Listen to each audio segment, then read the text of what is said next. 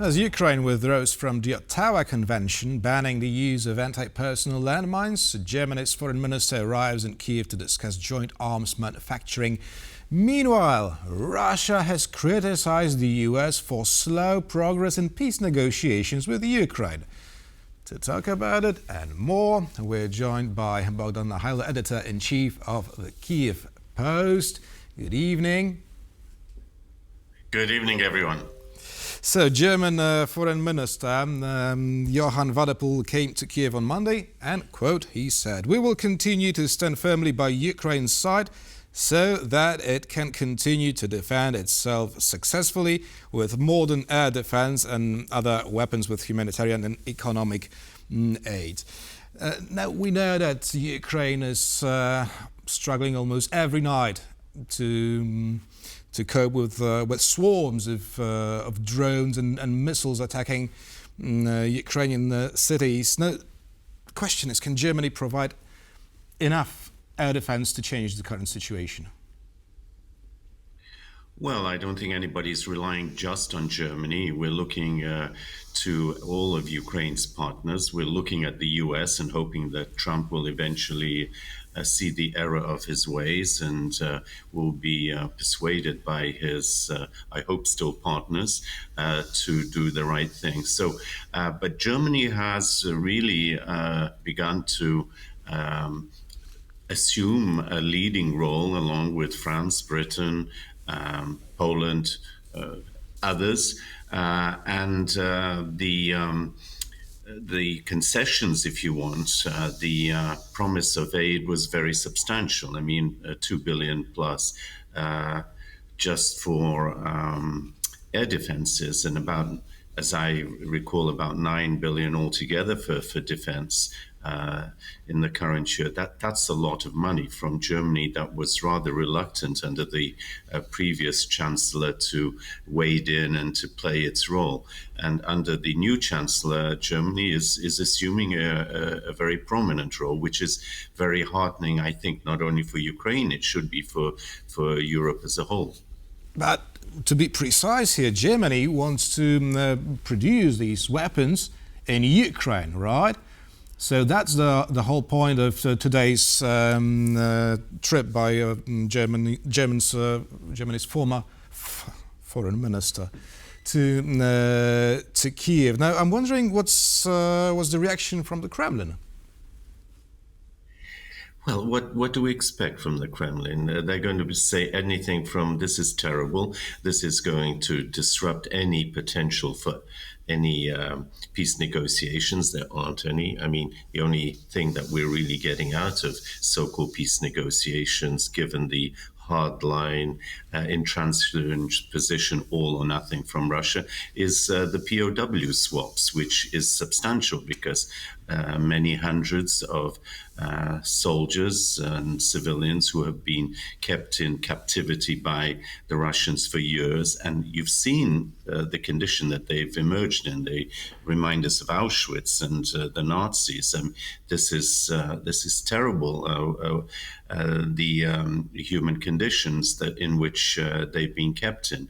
So at least that's something. But what they're saying is, "oh, this is terrible," and I'm sure they will also play, as they always do, to those who are prepared to listen. "Oh, Germans are Nazis, they haven't learned anything. They are just also expansionists remaking themselves."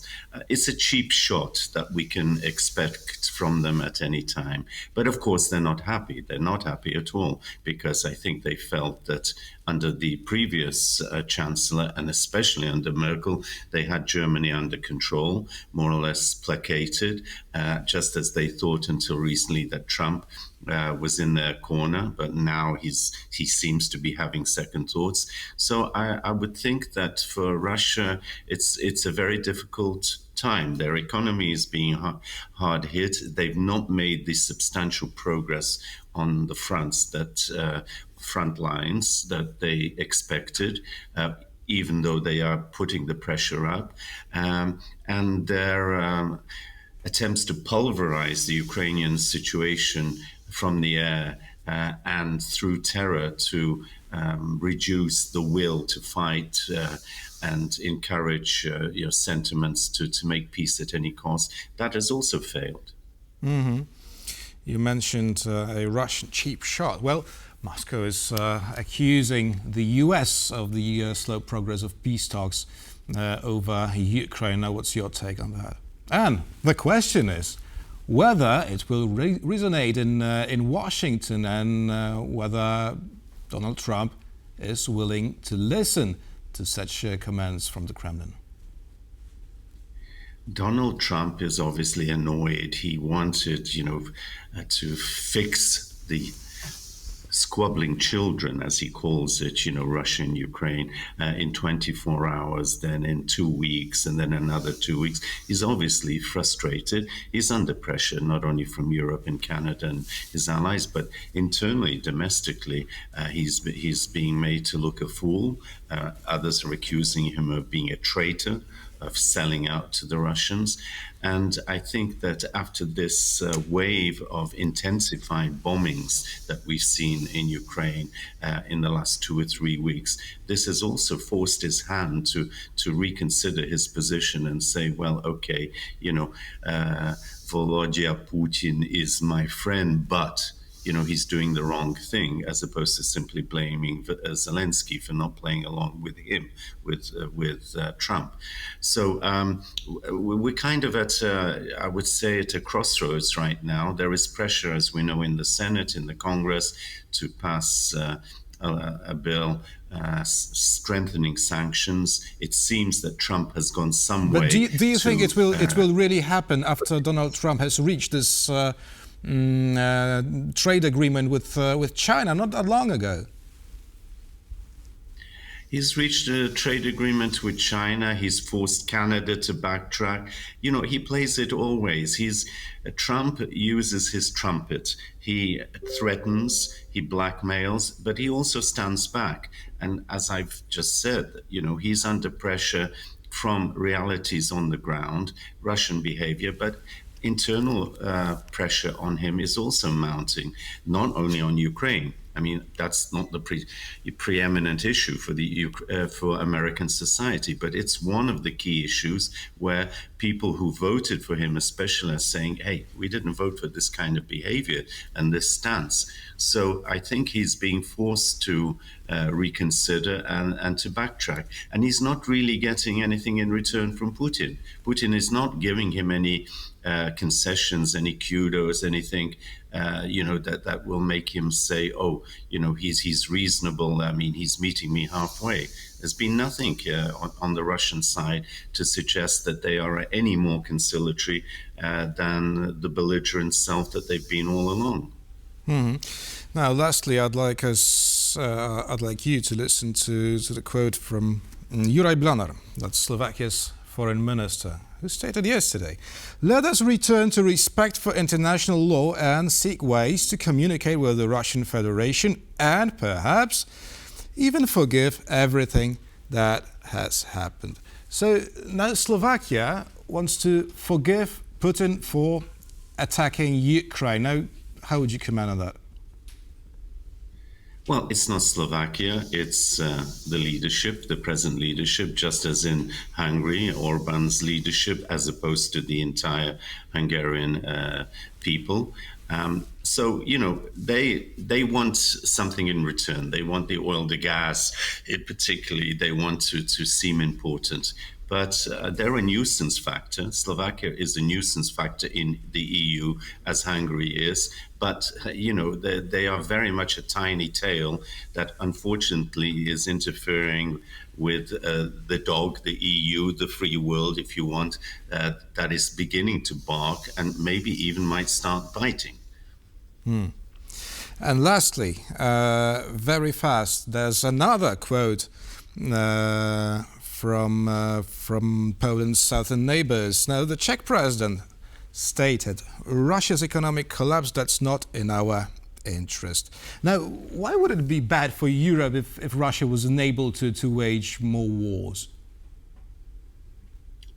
Look, for Ukraine, let's be frank, the best option is for Russia to implode and break up into small states, including those in the Far East, in Siberia, and the various national republics, etc. That would be the ideal thing. But or rather, the ideal thing as an interim would be a democratic Russia. But there's no wind of that. I mean, the population itself is not coming out in support of a democratic Russia. The leaders have been killed or imprisoned, and not particularly numerous ones from the democratic camp. So this imperialism that remains in Russia, and look, let's face it, the Poles know this for centuries. Ukrainians know this. Not everybody in Western Europe or in Russia understands this. It's a problem that's been there for centuries. It's not just a problem of the last 2 or 3 decades. And unless there's some kind of attempt to counteract the brainwashing, the constant brainwashing on Russian TV and media every day. Russia, we should be great. We are different. Wherever a Russian soldier's boot has already stepped, that will be Russian territory. I mean, so Poland is still Russian territory for them, or the Baltic states. It's not just us in Ukraine.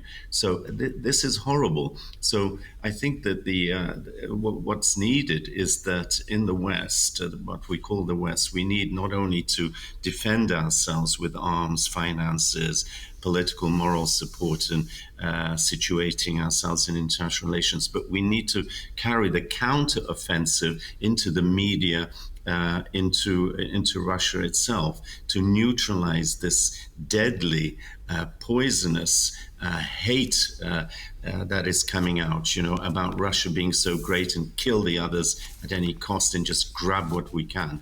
Unfortunately, just to finish off, as we've seen the Trump administration, for one, they've tried to close down Radio Free Europe, Radio Liberty, Voice of America.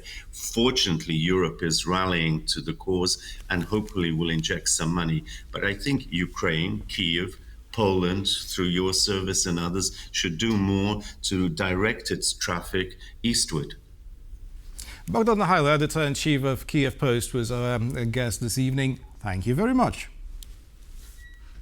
My pleasure, as always. And thank you for watching, and stay with us for much more here on TVP World.